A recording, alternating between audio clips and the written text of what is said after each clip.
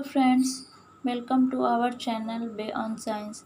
आज हम लोग डिस्कस करेंगे जीव विज्ञान के चैप्टर जो कक्षा 10 का है परिवहन। तो इसमें हम लोग मुख्यतः अति लघुत्तरीय प्रश्न उत्तर का आंसर क्वेश्चन करेंगे। लेकिन एक जो ये पहला नंबर है वस्तुनिष्ठ प्रश्न, इसका भी आंसर हम लोग फटाफट देखते चलेंगे और रिक्त स्थानों की पूर्ति करें, इसको भी हम लोग देख लेंगे। तो चलिए फ्रेंड्स, हम लोग अपना क्वेश्चन आंसर है जो शुरू करते हैं। पहला क्वेश्चन है, एक कोशिकीय शैवालों में जल का परिवहन होता है। तो जो एक कोशिकीय शैवाल है उसमें जल का परिवहन हमेशा विसरण के द्वारा होता है। तो ऑप्शन ग जो है सही हो जाएगा। क्वेश्चन नंबर 2 है, पानी एक घुलित खनिज का पौधों में स्थानांतरण होता है। तो जो एक घुलित खनिज का जो पौधे में स्थानांतरण होगा वो जाइलम नलिकाओं के द्वारा होता है। क्वेश्चन नंबर 3 है, पौधे में खाद्य पदार्थों का स्थानांतरण किस रूप में होता है। तो खाद्य पदार्थ का स्थानांतरण पौधा में सुक्रोज के द्वारा होता है। फ्लोएम से खाद्य पदार्थों का परिवहन पौधे में किस दिशा में होता है। तो ऊपर और नीचे दोनों होगा। फ्लोएम से खाद्य पदार्थों का परिवहन पौधे में ऊपर भी जाएगा और नीचे भी जाएगा, और जाइलम से जो है सिर्फ नीचे से ऊपर की ओर जाता है, जो कि कच्चा माल होता है पौधे के लिए। और फ्लोएम से जो पत्ती भोजन बना देता है उसके बाद पूरे पौधा में परिवहन होता है फ्लोएम के द्वारा, जो कि पका हुआ भोजन रहता है पौधे का। क्वेश्चन नंबर 5 देखते हैं, जल तथा घुलनशील लवण द्वारा मूल रोम से पत्ती तक पहुंचने की क्रिया किस ऊतक द्वारा संपन्न होती है। तो ये जो है जाइलम के द्वारा होती है, क्योंकि जल तथा घुलनशील लवण का जो मूल रोम से पत्ती तक जो पहुंचने की क्रिया होती है ये जाइलम ऊतक में संपन्न होती है। क्वेश्चन नंबर 6 है, रक्त इनमें से किसकी उपस्थिति के कारण लाल दिखाई देता है। तो रक्त जो है हम लोग को हीमोग्लोबिन नामक प्रोटीन के कारण जो है कि लाल दिखाई देता है। क्वेश्चन नंबर 7 है, शुद्ध या ऑक्सीजन जनित रक्त को हृदय से शरीर के विभिन्न भागों में ले जाने वाली रक्त वाहिनियाँ कहलाती है। तो ये जो रक्त वाहिनियाँ हैं जो कि धमनियाँ कहलाती है। हृदय के बेस्मों का शिथिलन कहलाता है। तो हृदय के बेस्मों का शिथिलन डायस्टोल कहलाता है। नेक्स्ट है, रिक्त स्थानों की पूर्ति करें। तो इसको भी हम लोग देख लेंगे। जाइलम में पाए जाने वाली वाहिकाएं और वाहिनिकाएं मुख्य रूप से जल एवं खनिज लवणों के स्थानांतरण में सहायक होती है। क्वेश्चन नंबर 2 है, चलानी नलिकाओं के जीव द्रव्य के बीच छिद्रों के द्वारा संबंध स्थापित होता है। नेक्स्ट है, मृदा से जल का अवशोषण मूल रोम द्वारा होता है। पौधे में जल का लगातार अवशोषण जो है बाष्पोत्सर्जन पर निर्भर करता है। नेक्स्ट है, मूल द्रव और बाष्पोत्सर्जन के फलस्वरूप सतत जल स्तंभ का निर्माण होता है। दायां और बायां निलय एक दूसरे से अंतरण निलय भित्ति के द्वारा अलग होते हैं। नेक्स्ट है, महाधमनी एवं उनकी मुख्य शाखाओं में रक्त प्रवाह का दबाव रक्तचाप कहलाता है। नेक्स्ट है, धमनियाँ शुद्ध या ऑक्सीजनित रक्त को हृदय से शरीर के विभिन्न भागों में ले जाती है। क्वेश्चन नंबर 9 है, ऊतक कोशिकाओं के बीच स्थित WBC संयुक्त रक्त प्लाज्मा को लसिका कहते हैं। WBC का यहाँ फुल फॉर्म हो जाएगा व्हाइट ब्लड कार्पोसेल्स, जिसको हम लोग श्वेत रक्त कणिकाएं भी कहते हैं। अब हम लोग यहाँ अति लघुत्तरीय प्रश्न उत्तर को देखते हैं। जीवों के शरीर में पदार्थों के स्थानांतरण के लिए विकसित तंत्र को क्या कहते हैं? तो जो जीवों में विकसित स्थानांतरण तंत्र होता है उसको परिवहन तंत्र कहा जाता है। क्वेश्चन नंबर 2 है, संवहन ऊतक किसे कहते हैं? तो संवहन ऊतक जो है जाइलम कहलाता है। चलानी नलिकाएं कहाँ पाई जाती है? तो चलानी नलिकाएं जो है फ्लोएम में पाई जाती है। यहाँ देख सकते हैं फ्लोएम का अनुदैर्ध्य काट में फ्लोएम छिद्र और चलानी नलिकाएं दिखाया गया है। क्वेश्चन नंबर 4 है, बाष्पोत्सर्जन किसे कहते हैं? तो यहाँ पे बाष्पोत्सर्जन का परिभाषा है, पौधे के वायवीय भागों से जल का रंध्रों, इसका अंग्रेजी होता है स्टोमाटा, द्वारा वाष्प के रूप में निष्कासन की क्रिया बाष्पोत्सर्जन या ट्रांसपैरेशन कहलाती है। क्वेश्चन नंबर 5 है, स्थानांतरण क्या है? तो इसका आंसर हो जाएगा, पौधे में जल, खनिज लवण और खाद्य पदार्थों के बहुत ऊंचाई तक संचलन, मूवमेंट को ही स्थानांतरण, ट्रांसलोकेशन कहते हैं। चूँकि इस क्रिया में बाष्पोत्सर्जन की अहम भूमिका होती है, अतः इसका मतलब कि आगे तो ऐसे ही बुक में लिखा हुआ है। क्वेश्चन नंबर 6 है, खाद्य पदार्थों का स्थानांतरण किस रूप में होता है? तो खाद्य पदार्थों का जो स्थानांतरण है जलीय घोल के रूप में होता है और अधिक सांद्रता वाले भाग से कम सांद्रता वाले भाग की ओर होता है। नेक्स्ट है, खनिज लवणों का अवशोषण किस रूप में होता है? तो खनिज लवणों का जो अवशोषण है आयन के रूप में अवशोषण होता है। क्वेश्चन नंबर 8 है, खाद्य पदार्थों का स्थानांतरण क्यों जरूरी है?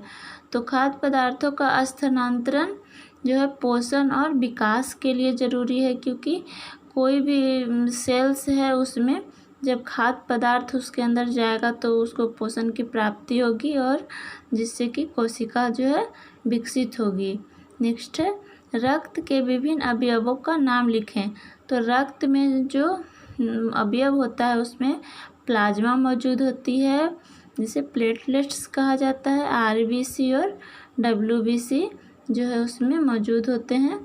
आरबीसी जो होता है लाल रेड होता है, रेड ब्लड कार्बोसेल्स, और ये डब्ल्यूबीसी वाइट ब्लड कार्बोसेल्स जो कि श्वेत रक्त कणिका भी कहा जाता है। क्वेश्चन नंबर 10 है, रक्त परिसंचरण तंत्र के 3 प्रमुख अवयवों के नाम लिखें। तो पहला तो हो जाएगा रुधिर, दूसरा हृदय एवं रक्त वाहिनियाँ जो है रक्त परिसंचरण के 3 मुख्य अवयव हैं। रक्त किस प्रकार का उत्तक है? तो रक्त जो है तरल संयोजी उत्तक है। क्वेश्चन नंबर 12 है, लाल रक्त कोशिकाओं का निर्माण शरीर में कहाँ होता है? तो अस्थि मज्जा में होता है या इसे बोन मैरो भी कह सकते हैं। ये इसका हीमोपायरो। क्वेश्चन नंबर 13 है, मनुष्य में लाल और श्वेत रक्त कोशिकाओं में कौन दूसरे की अपेक्षा बहुत कम होती है? तो हम लोग का जो रक्त है उसमें लाल और श्वेत रक्त कोशिकाओं का जो अनुपात होता है वो 40:1 होता है। तो इसमें जाहिर सी बात है जिसमें कि 40 ज़्यादा है और 1 कम है जो कि श्वेत रक्त कोशिका है। तो लाल रक्त ज़्यादा होता है, इसके अपेक्षा में श्वेत रक्त कोशिका यानी कि डब्ल्यूबीसी है बहुत कम होता है। रक्त लाल क्यों दिखाई देता है? तो कोशिका में प्रोटीन वर्णक जो होता है हीमोग्लोबिन उपस्थित होता है जिसके कारण कि हम लोग को रक्त जो है लाल दिखाई देता है। क्वेश्चन नंबर 15 है, मनुष्य के हृदय में 4 कौन से वैष्म होते हैं? तो मनुष्य के हृदय में जो 4 वैष्म होते हैं, पहला दाया आलिंद, दूसरा बाया आलिंद, तीसरा दाया निलय एवं बाया निलय होता है। नेक्स्ट है, शरीर के सभी भागों से अशुद्ध रक्त को हृदय के दाएं आलिंद में ले जाने वाली रक्त वाहिनियों के नाम लिखें।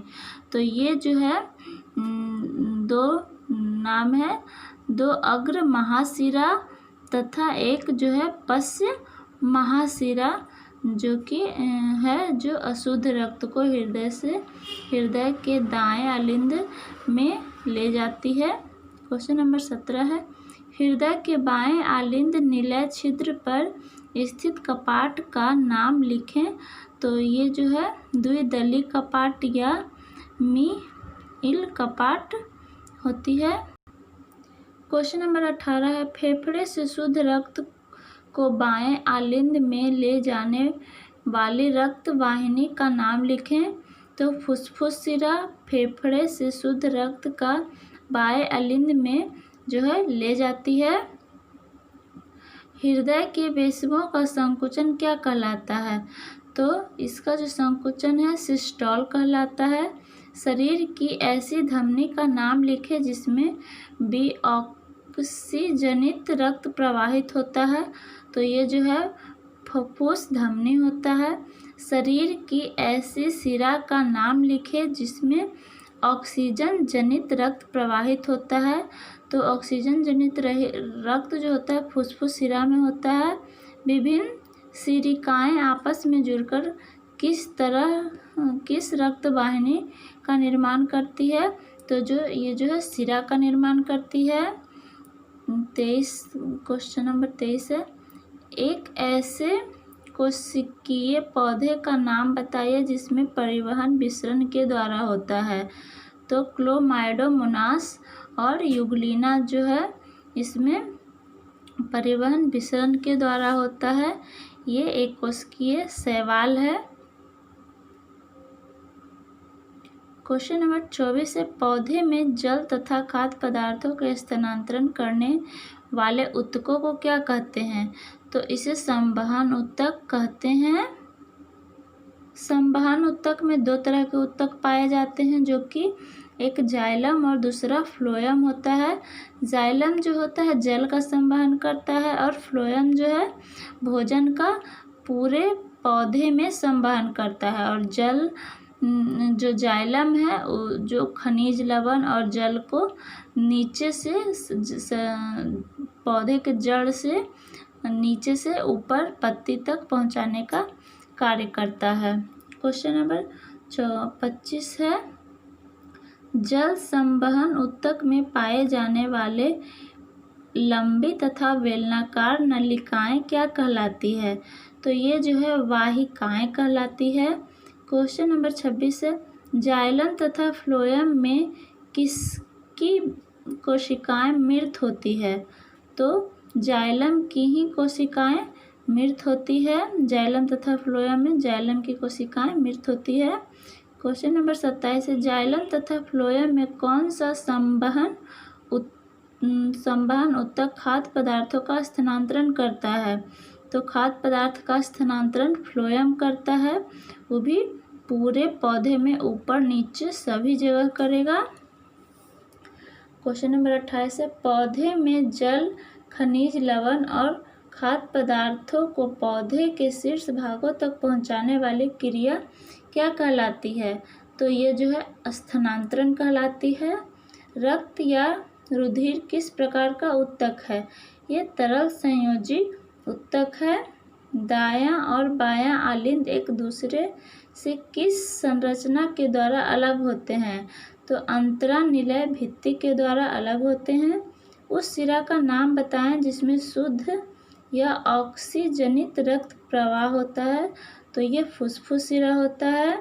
क्वेश्चन नंबर 32 है, वैसा रक्त प्लाज्मा जिसमें लाल रक्त कोशिकाएं नहीं पाई जाती है क्या कहलाता है? लसिका या जो लिम्फ कहलाता है, जिसमें लाल रक्त कोशिकाएं नहीं पाई जाती है। रक्त का संचार ज़्यादा दबाव से किसमें होता है? तो ये जो है धमनी या शिरा में होता है। पूरा को या सिरा में।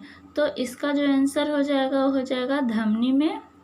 और इस चैप्टर का अति लघुत्तरीय का लास्ट क्वेश्चन है, रक्तचाप की माप किस उपकरण से की जाती है। तो इसका जो नाम है सिग्मोमैनोमीटर